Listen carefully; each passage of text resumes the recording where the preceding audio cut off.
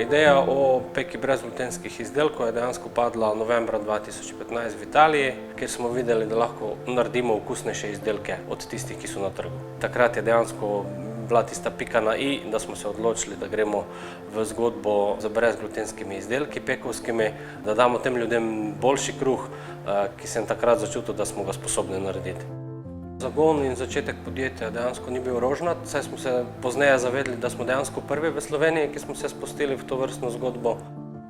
Recepture smo v podjetju razvijali kar dobre 2 leta in pol, tista pika na i je pa bilo, ko je zadišalo iz peči po tistem pravem kruhu. V podjetju skrbimo in stremimo k temu, da damo ljudem nekaj boljšega, zdravega.